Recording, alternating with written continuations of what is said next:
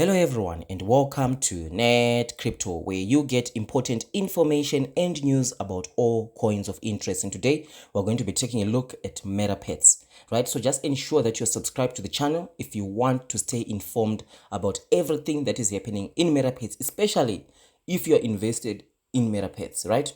So let's jump into today's video. We're going to be looking at the Certik audit. Finally, the report is out, right? And we are going to be jumping into that report. So before we do that, let's just check the price for today. So we do see that the price for today were 90191, right? Even though it's 3% up, that's not very good because we are on 902 now. We are dropping even further. Of course, the whole market is down. We do know that, but we know that Metapets have been dropping constantly, even when Bitcoin was looking bullish, right? And we also see investor confidence in terms of the market sentiment is dropped. You see 76% voting bad, right? And do not believe it when you are told that these are bots, right, that are voting. These are real people. These are real investors who are frustrated, who are voting bad, and only 24% voting good, because some investors have been kicked out from the Telegram group for asking genuine questions. So the only voice that they have is to come here and to vote onto these platforms, right? So that's one of the things that you do see here, because you do see here there are comments, there are multiple comments, some commenting bearish, some commenting bullish. You can see here a lot of bearish comments coming out, a lot of bullish comments coming out, right? So most definitely these are not bots, these are real people that are voting on there, right? So one of the things before we jump into this Certik audit, right, I want you to listen to what the CEO himself said, right? So let me just back it up a little bit here. There we go. A few things that we are finishing up for the project. We have the Certik audit, which is actually taking an extra step because we're going to try to go above and beyond everybody else with their Certik. And the website from... So you do see here in this video, this video was on the 28th of January 2022. He's talking about the Certik audit. He says we are going above and beyond. We want to be on top of everybody else. We are going to produce the best Certik audit ever. That's what he's saying here. He said we're going to go above and beyond everybody else, right? But that's not the case in terms of the audit that came out. So you see here, there were 19 total findings, 4 major findings, 6 minor, and 9 informational. So we are going to be concentrating mainly in this video on the major findings. So this is a video that you want to listen all the way to the end, because what you're going to be seeing into this video is going to help you not only for Metapets, but for other projects in terms of being able to check the audit and see, because when a project tells you that they've got a Certik audit, right, it means you can go and open up the audit and see what are the issues that Certik picked up, and are the issues resolved or are they not, right? And that's the whole purpose of a Certik audit. For most of these projects, they just want to say, we've got a Certik audit, don't worry about it, just come and buy our token, but that's not what we do. So let's jump in and see some of these issues that have been found. So the first thing, it was a centralization risk, right, in terms of category. And this is the description. In the contract, Metapets, the raw owner, has the authority over the functions shown in the diagram below. Any compromise to the privileged account which has access to owner may allow the hacker to take advantage of this. I have never seen a diagram such as this. So these are all the functions, right, that we see, and variables and all that the owner is controlling. And why is the owner of this contract, the CEO of Metapets, why doesn't he want to give up some of these functions, right?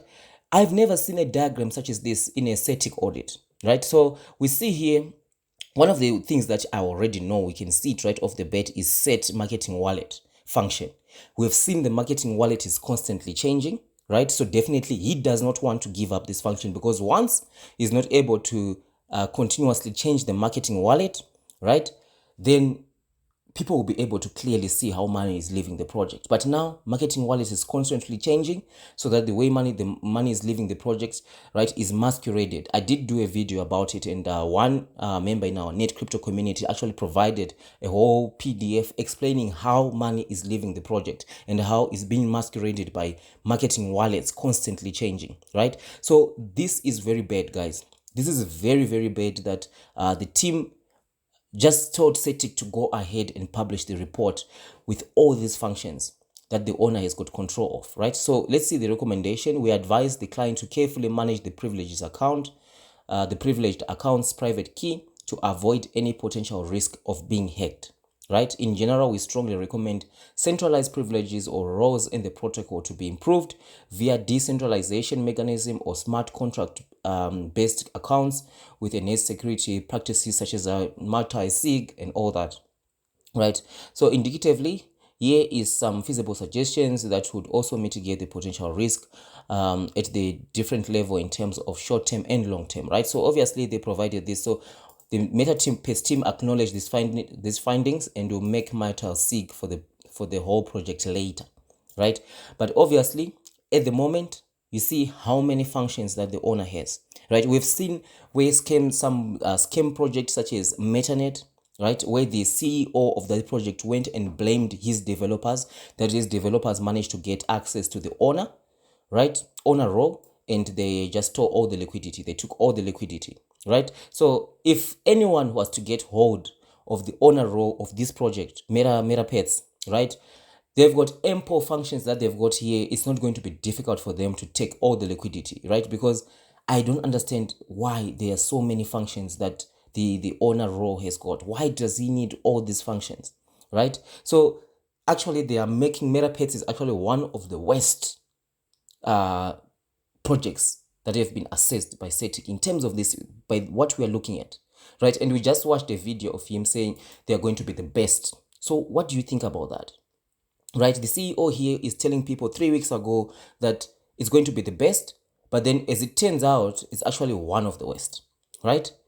Who's funding? That's funding, right? If you go and tell your investors that we are going to do the best Certik audit that you've ever seen, we are going to go above everybody else, but then when you actually produce your Certik audit, it's one of the worst. Let's jump into the second thing.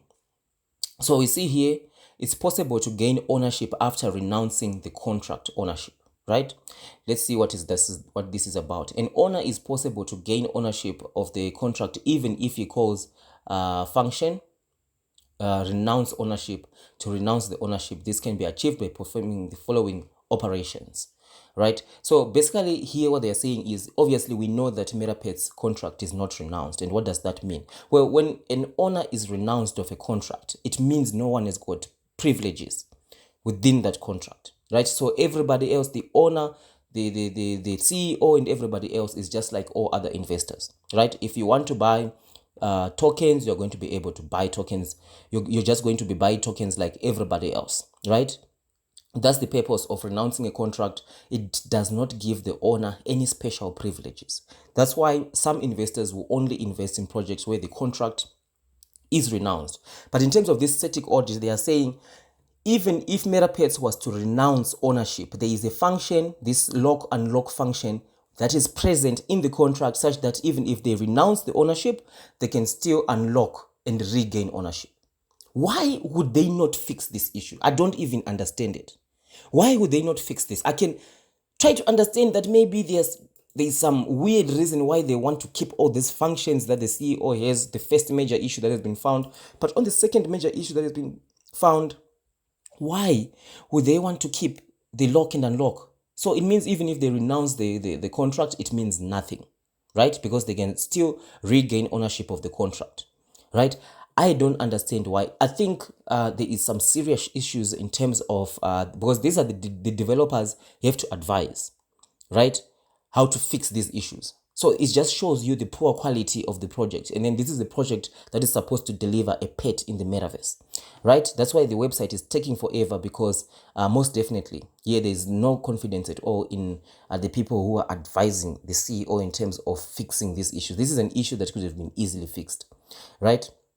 Okay, so let's check the next major issue. So the next major issue that has been found here, it also has to do with the category centralization and privilege. The add liquidity function calls the Uniswap router add liquidity ETH function with the to address specified as owner for acquiring generated LP tokens from the Metapets wrapped BNB pool. As a result, over time, the owner address will accumulate a significant portion of LP tokens. If the owner is in EOA, that's an externally owned account, mishandling of its private key can have devastating consequences of the whole project. And we recommend the to address, right, function call to be replaced with the contract itself, right? And to restrict the management of LP tokens within the scope of the contract business logic. This will also protect the LP tokens from being stolen if the owner account is compromised. In general, we strongly recommend centralization privileges in role and protocol to be improved via decentralization mechanism, via smart contract based with enhancements and all that. So I do not also even understand why they did not fix this, right? But in this case, like it's saying here, right, we see as a result, over time, the owner address will accumulate a significant amount portion of LP tokens, right? So he wants to keep on receiving these tokens basically, right? So that's why he's doing that. And again, if the owner account is compromised, right, it's going to have devastating consequences for the project as a whole. I don't understand why he didn't fix this issue was not fixed, right? I do not even understand why this issue was not fixed, right? So they are saying that Metapets acknowledge this finding and will make matters sick for the whole project later, right? And then lastly, this is the last major issue that was found. Contract gains non-withdrawable BNB via the swap add liquefy function, right? So the swap and liquefy function converts half of the contract token balance, SafeMoon tokens, to BNB. The other half of SafeMoon tokens and part of the converted BNB are deposited into the SafeMoon BNB pool on PancakeSwap as liquidity. For every swap and liquefy function call, a small amount of the BNB left over in the contract. This is because the price of SafeMoon drops after swapping first the half of SafeMoon tokens into BNBs, and the other half of SafeMoon tokens require less than the converted BNB to be gained with it when adding liquidity. The contract doesn't appear to provide a way to withdraw those BNB, and they will be locked in the contract forever. Recommendation: it's not ideal that more and more BNB are logged into the contract over time.